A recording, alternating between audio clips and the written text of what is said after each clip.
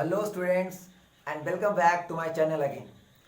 Student, as for your demand, आप लोगों ने जो कमेंट किया था कि सर क्लास 10th का बायोलॉजी का भी कुछ वीडियो अपलोड कीजिए, तो इसी सिलसिले में मैं आपका फर्स्ट चैप्टर आज शुरू करूंगा, जो पहला ही क्लास 10 का बायोलॉजी का लाइफ प्रोसेसेस नाम है। ठीक है, तो चलिए शुरू करते हैं। तो जैसा कि चैप्टर का नाम है स्टूडेंट, लाइफ प्रोसेसेस, ठीक है, तो इस हेडिंग का मतलब जान लो, लाइफ प्रोसेस का मतलब जान लो। तो लाइफ मतलब हम लोग सब जानते हैं, लाइफ मतलब क्या होता है? जीवन। ठीक है, जो भी जिंदा है उसके अंदर जीवन है, तो लाइफ मतलब होता है जीवन।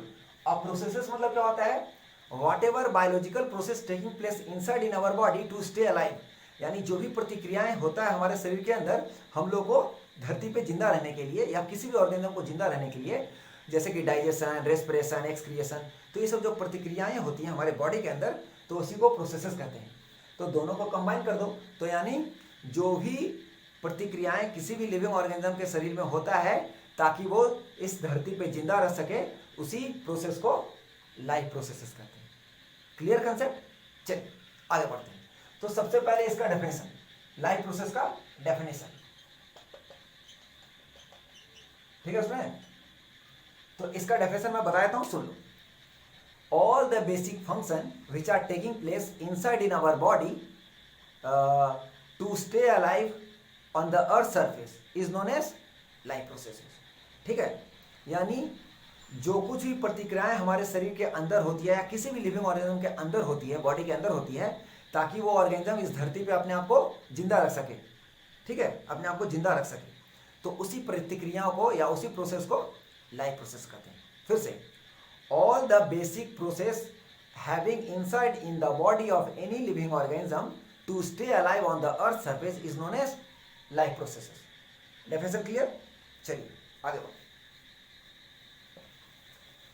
अब देखिए स्टूडेंट्स, ये जो चैप्टर है आपका लाइफ प्रोसेसेस, ये ज्यादातर डायग्राम वाला चैप्टर है। बायो का यही एक ऐसा चैप्टर है, इसमें बहुत सारे इंपॉर्टेंट डायग्राम्स हैं। जैसे कि आपका इसमें आएगा डाइजेशन प्रोसेस का डायग्राम, फिर रेस्पिरेशन का, फिर एक्सक्रिएशन का, फिर हार्ट का, ट्रांसपोर्टेशन पढ़ेंगे तब। तो ये पूरा डायग्राम से चैप्टर भरा पड़ा है। ठीक है, तो इसलिए इसको एक एक टॉपिक करके डील करेंगे। बेसिकली स्टूडेंट, इसमें हम लोग को 4 टॉपिक डील करना है। अगर वो चारों टॉपिक डील कर लिए तो ये चैप्टर खत्म हो जाएगा, लेकिन जब वो टॉपिक्स थोड़ा लंबे हैं, तो पहला मैं आपको बता देता हूँ कौन कौन से 4 टॉपिक इस चैप्टर में हम लोग को पढ़ना है। सबसे पहले हम लोग को डील करना है न्यूट्रिशन। ठीक है, दूसरा हम लोग को डील करना है रेस्पिरेशन। थर्ड टॉपिक है transportation.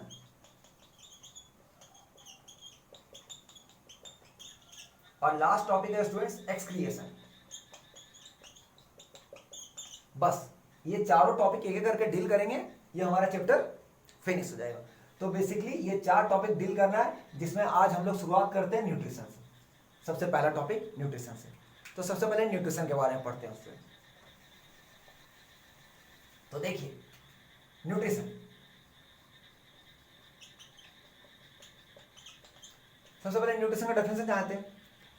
Nutrition is a process by intaking food and utilization inside the body is known as nutrition, यानी the utilizing the intaking of food, यानी जो भी खाना भोजन खाते हैं उसको इंटरटेकिंग कहते हैं। The intaking of food and utilization inside in our body. ठीक है, और जब वो हमारे बॉडी में हमने उसको यूटिलाइज किया खाने को, हमारे बॉडी के अंदर जाके डाइजेस्ट हुआ, तो उसमें से कुछ ना कुछ पच के कंपोनेंट्स मिलेंगे जो सेल्स को चाहिए। तो वो जो भी सेल्स उसमें से यूटिलाइज करता है, खाना जब पच जाता है, तो जब सेल्स को कुछ ना कुछ यूटिलाइजेशन मिल जाता है तो वो अपना वर्क स्मूथली करता है, जिससे हमारा शरीर स्वस्थ रहता है। तो उसी को क्या कहते हैं? न्यूट्रिशन कहते हैं। The process of intaking and utilization of food is known as nutrition. Clear students? अब देखिए, इससे पहले कि आगे बढ़ें, न्यूट्रिशन एक है और एक होता है स्टूडेंट न्यूट्रिएंट्स। देखिए दोनों के स्पेलिंग में फर्क है, एक न्यूट्रिएंट्स है, एक न्यूट्रिशन है। आखिर ये न्यूट्रिशन भाई टर्म आया कहां से? ठीक है, तो देखिए बेसिक चीज मैं इसलिए बताता हूं आप लोगों को, ताकि आगे कोई भी टॉपिक अगर न्यूट्रिएंट से संबंधित कोई टॉपिक आ गया, तो जब उस समय न्यूट्रिएंट्स के बारे में कोई टीचर आप लोगों को बताए, तो आखिर इसका नॉलेज होना चाहिए कि न्यूट्रिएंट्स होता क्या है। न्यूट्रिशन तो अभी हमने जान लिया, तो न्यूट्रिएंट्स में आखिर होते क्या? तो देखिए इसका डेफिनेशन बताता हूं। Any substances obtained by any living organism from the surrounding. Any substances obtained by any living organism from surrounding and it uses as a source of energy is known as nutrients. यानी कोई भी वस्तु, कोई भी living organism अपने surrounding से observe करता है, ठीक है, कंज्यूम करता है और उसको ऐसे एनर्जी के सोर्स में यूटिलाइज करता है अपने बॉडी के अंदर, तो उसको न्यूट्रिएंट्स कहते हैं स्टूडेंट्स, ठीक है। अब देखिए न्यूट्रिएंट्स के कंपोनेंट्स हम लोग को जानना है, तो न्यूट्रिएंट्स के कंपोनेंट बेसिकली 5 होते हैं, ठीक है। तो इसमें पहला आएगा हमारा कार्बोहाइड्रेट, ठीक है स्टूडेंट। दूसरा आता है फैट्स, तीसरा आता है प्रोटीन, और चौथा आता है विटामिन्स, और पांचवा आता है मिनरल्स। और वाटर और रफेज एक्सेप्शनल है, वो साइड में रहता है, इस कंपोनेंट्स में नहीं आते हैं, वो एक्सेप्शनल है। तो बेसिकली ये 5 चीज आप सब जानते हो। जब भी हम कोई भी वैरायटी ऑफ फूड्स खाते हैं तो किसी में कार्बोहाइड्रेट होता है, किसी में फैट्स होता है, यानी कुछ ना कुछ हर एक इन 5 कंपोनेंट्स में कुछ ना कुछ हर एक चीज में होता है, हर एक फूड पार्टिकल्स में होते हैं। तो सबसे पहले हम कार्बोहाइड्रेट की बात करते हैं। तो देखो कार्बोहाइड्रेट और फैट्स ये दोनों स्टूडेंट्स बहुत ही इंपॉर्टेंट है हमारे लिए, हमारे फूड के लिए। क्यों? क्योंकि कार्बोहाइड्रेट से हमारे शरीर को क्या मिलता है? एनर्जी मिलता है, तभी हम वेरियस टाइप ऑफ वर्क कर पाते हैं। बिना एनर्जी तुम कुछ ना खेल पाओगे, ना कुछ सामान उठा पाओगे। फैट्स स्टूडेंट्स, ये फैट्स डबल एनर्जी देता है कंपैरिजन टू कार्बोहाइड्रेट। कार्बोहाइड्रेट की तुलना में ये डबल एनर्जी देता है, लेकिन इसका एक डीमेरिट्स है। अगर ज़्यादा फैट्स वाला फूड खाओगे तो आपके अंदर क्या होगा? आपके अंदर चर्बी बढ़ जाएगी, स्किन के लेयर के बीच में चर्बी भर जाती है, तो हमारा स्किन मोटा होते जाता है और हमारा वजन बढ़ जाता है, हम लोग मोटे हो जाते हैं। तो जितना भी ऑयल वाला चीज़ खाओगे, तेल वाला या बटर, घी, ठीक है, मीट, तो जो फैटी फूड्स होते हैं, ठीक है, जितना भी ऑयली, घी, ये सब चीज़ खाओगे तो उससे क्या, और शरीर में फिजिकल एक्सरसाइज वगैरह नहीं करोगे, सिर्फ बैठे रहोगे, खाते रहोगे, तो आपका चर्बी दिन पर दिन बढ़ जाएगा और एक दिन आप जरूर से ज़्यादा मोटे हो जाओगे, जिसको ओबेसिटी कहते हैं। तो फैट्स एनर्जी देता है, लेकिन इसका ज़्यादा एक डिमेरिट्स है कि ज़्यादा मात्रा में यूटिलाइज शरीर कर लिया इसका फैट्स को, तो हमको ओबेसिटी का शिकार होना पड़ेगा। तो ये दोनों को, कार्बोहाइड्रेट और फैट्स दोनों को कंबाइन करके क्या कहते हैं? Energy giving food. इनको क्या कहा जाता है? एनर्जी गिविंग फूड कहा जाता है, ठीक है स्टूडेंट्स। अब आ जाइए प्रोटीन को क्या कहते हैं? Body building food. देखते हो जब एक बच्चा जन्म लेता है तो उसको स्टार्टिंग से ही हम लोग कुछ फूड पार्टिकल्स को खाने के लिए देते नहीं है। डॉक्टर उसको मिल्क बोलता है कि मिल्क पिलाइए या दाल का पानी पिलाइए, क्योंकि उनमें प्रोटीन होता है। और याद रखो, उस बच्चे को दूध और दाल का पानी ही क्यों पिलाया था स्टार्टिंग से? क्योंकि उसका बॉडी दिन पर दिन ग्रोथ एंड डेवलपमेंट करेगा, ठीक है, दिन पर दिन उसका हाइट इंक्रीज होगा, तो उसके लिए क्या चाहिए? प्रोटीन चाहिए। याद रखो स्टूडेंट्स, प्रोटीन हमारे शरीर में रहेगा तो हमारे ये बॉडी डोले सोले बढ़ेंगे, हाइट बढ़ेगा, ग्रोथ होगा, तो प्रोटीन बहुत नेसेसरी है। तो इसलिए इसको बॉडी बिल्डिंग फूड कहते हैं, ठीक है। तो प्रोटीन वाला चीज़ भी खाना चाहिए। तो ये देखिए प्रोटीन, तो उसको क्या कहते हैं? Body building food, body building food. अब आ जाओ विटामिन और मिनरल्स, इन दोनों को कंबाइन कर दो तो इसको प्रोटेक्टिव फूड कहते हैं। देखिए विटामिन और मिनरल्स हमारे शरीर में बहुत कम मात्रा में चाहिए, बिल्कुल 0.011% के, एकदम बहुत कम मात्रा में चाहिए। जैसे बहुत सारे स्पाइसेस, मम्मी लोग किचन में बहुत सारे मसाला यूज़ करती हैं, और फिर जितने भी सीजनल फ्रूट्स हैं, ठीक है, और वेजिटेबल्स हैं, उनमें बहुत सारा विटामिन होता है, vitamin A, B, C, D, बहुत सारे विटामिन होते हैं। तो ये सारे जो मिनरल्स और विटामिन जो कंबाइन कर दो तो ये हमारे इम्यून सिस्टम को स्ट्रॉन्ग करता है to fight against the unwanted germs which are enter in our body. जो भी अनवांटेड जर्म्स हमारे बॉडी में एंट्री किए हैं, तो ये मिनरल्स और विटामिन में से क्या करता है? वो फाइट करता है, उसको डिस्ट्रॉय करने की कोशिश करता है, ताकि हमारा शरीर जो है वो इन्फेक्शन ना हो पाए, ठीक है स्टूडेंट्स। तो इन सारे कंपोनेंट्स को आप मिक्स कर दो। तो जब ये पूरा मिक्स करते हैं और हमारे खाने में जो भी तुम सुबह का जो ब्रेकफास्ट लेते हो, फिर लंच, फिर डिनर, तो ये सारे 5 में से कुछ ना कुछ वैरायटी, कुछ ज़्यादा अमाउंट में हमारे बॉडी को मिलता है, बॉडी सेल्स को मिलता है, और कुछ ह्यूज अमाउंट में, ठीक है। जैसे कार्बोहाइड्रेट, फैट्स, एनर्जी हमको ज़्यादा मिलता है। तो इन सबको कंबाइन कर दोगे तो ये क्या कहलाएगा? न्यूट्रिशन। तो ये न्यूट्रिशन टर्म आया कहाँ से है? न्यूट्रिएंट्स। Concept clear? गुड। अब आगे बढ़ते हैं। तो देखिए स्टूडेंट्स, अब है मोड ऑफ न्यूट्रिशन। अब हम पढ़ेंगे मोड ऑफ न्यूट्रिशन। तो हमको इस चैप्टर में 2 मोड ऑफ न्यूट्रिशन पढ़ना है, एक ऑटोट्रॉपिक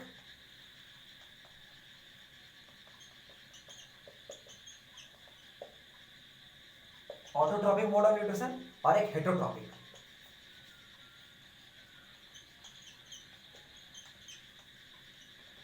ऑटोट्रॉपिक और हेटरोट्रॉपिक मोड ऑफ न्यूट्रिशन। ठीक है स्टूडेंट्स, तो देखिए सबसे पहले ऑटोट्रॉपिक की बात करते हैं। तो ऑटोट्रॉपिक में हम लोग को 2 पॉइंट्स पढ़ना होगा। सबसे पहला होता है फोटोसिंथेसिस, ठीक है,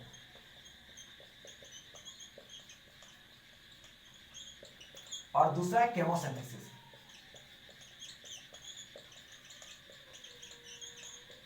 तो इसमें हम डील करेंगे ऑटोट्रॉपिक मोड ऑफ न्यूट्रिशन में फोटोसिंथेसिस और केमोसिंथेसिस। और जब हेटरोट्रॉपिक में आएंगे तो उसमें तीन हम लोग को ये टर्म्स जो है वो डील करना होगा। तो पहला टर्म जो है इसमें वो है सैप्रोफाइटिक,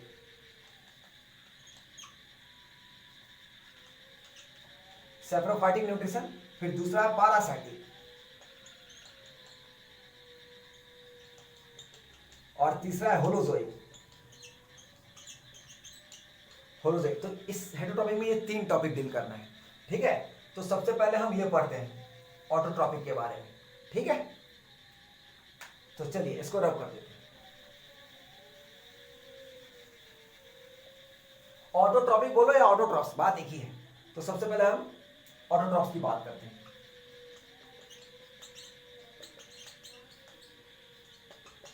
तो ऑटोट्रॉप्स या ऑटोट्रॉपिक का डेफिनेशन पहले बोलोगे तो बोलोगे those living organism who synthesize their own food with the help of raw material present into the surrounding।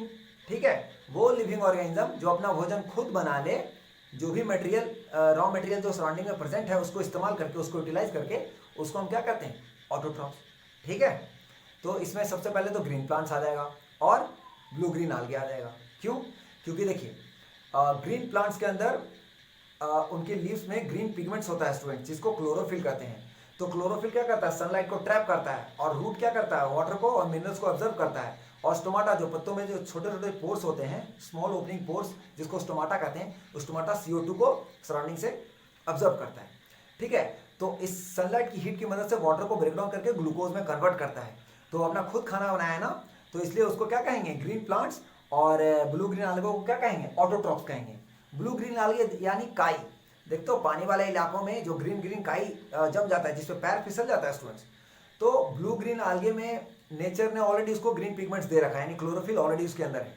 और वो ज़्यादातर मोस्ट प्लेसेस पे होते हैं जहाँ पे पानी होता है, तो नीचे से उसको ऑलरेडी पानी मिल जाता है, क्लोरोफिल तो उसके पास है ही, ऊपर से सनलाइट जैसे ही पड़ा वो फोटोसिंथेसिस प्रोसेस शुरू कर देता है। तो इसीलिए इसमें दो ऑटोट्रॉप्स में 2 एग्जाम्पल आएगा, एक हो जाएगा ऑल ग्रीन प्लांट्स और दूसरा हो जाएगा साइनोबैक्टीरिया यानी blue green algae. The another name of blue green algae is cyanobacteria, याद रखना।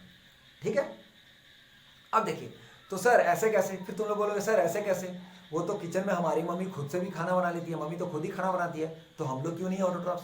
तो देखिए स्टूडेंट्स, हम लोग ऑटोट्रॉप इसलिए नहीं है क्योंकि जो हमारी मम्मी खाना में जो किचन में जो खाना बना रही है, एक्चुअली मम्मी वो खाना बना नहीं रही है, वो खाना पका रही है स्वाद के लिए, टेस्टी बना रही है। क्यों?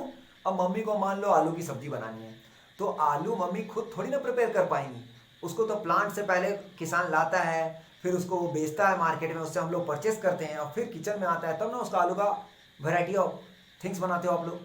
तो मम्मी उसको टेस्ट के लिए पकाती हैं, नॉट बनाती हैं। तो ये चीज़ याद रखना, ठीक है। लेकिन प्लांट्स क्या है, अपनी जगह एक जगह खड़े होके ही वो फोटोसिंथेसिस कर लेता है, यानी वो किसी दूसरे पे डिपेंड नहीं है कि वहाँ से ये सामान मिलेगा तो उसका प्रक्रिया होगा। क्लियर? चलिए, तो ये हो गया ऑटोट्रॉप्स। तो ऑटोट्रॉप या ऑटोट्रॉप्स तो हम डेफिनेशन बता दिए। इसमें पहला आता है स्टूडेंट्स फोटोसिंथेसिस। तो फोटोसिंथेसिस तो हम लोग पिछले क्लासेस से ही पढ़ते आ रहे हैं कि photosynthesis is a process in which all green plants prepare their own food, या बोलोगे the process in which plants prepare their own food is known as photosynthesis. वो प्रतिक्रिया जिसमें ग्रीन प्लांट्स अपना भोजन खुद बना लेता है, इस प्रतिक्रिया को फोटोसिंथेसिस कहा जाता है। ठीक है, photosynthesis is a process in which green plants prepare their own food with the help of carbon dioxide, sunlight, chlorophyll और वाटर। ऐसे लिख देना, ठीक है।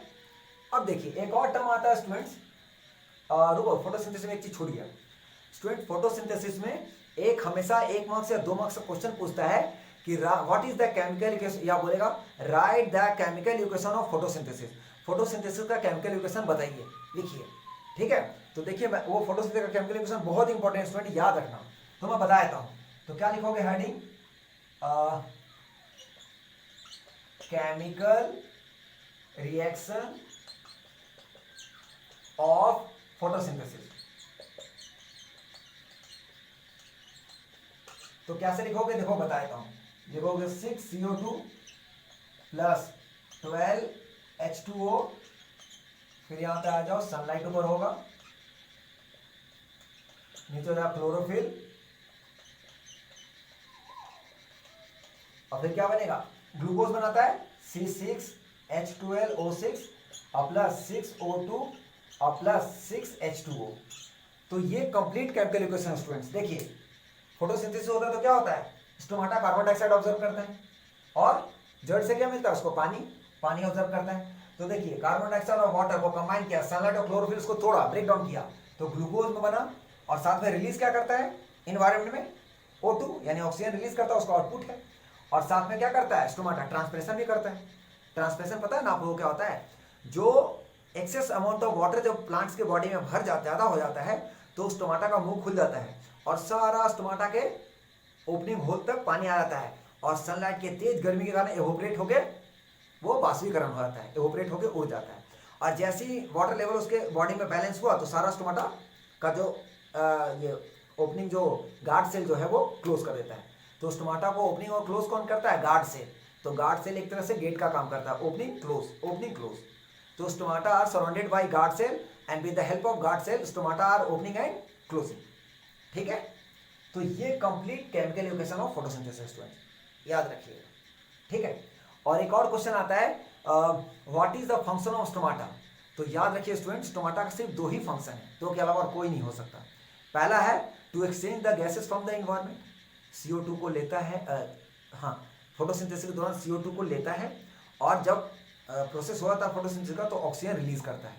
तो देखो स्टोमाटा के थ्रू ही हुआ ना, and stomata is present the lower surface of the leaves, it is a tiny pores which are present the lower surface of the leaves and surrounded by a guard cell, उसको stomata कहते हैं students.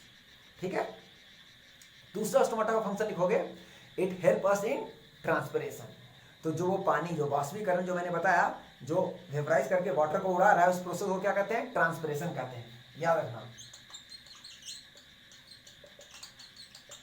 तो अगर आएगा what do mean by transpiration, तो बोलोगे the lose of excess amount of water from the plants body in the form of water vapour with the help of stomata is known as transpiration.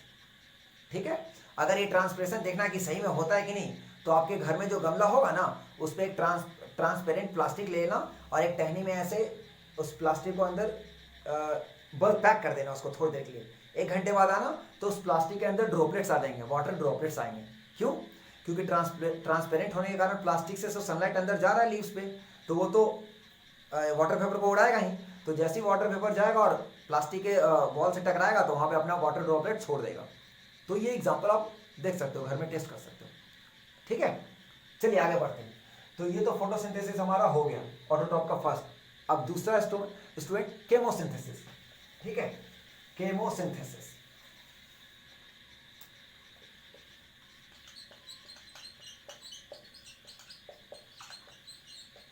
देखो chemo means होता है chemical.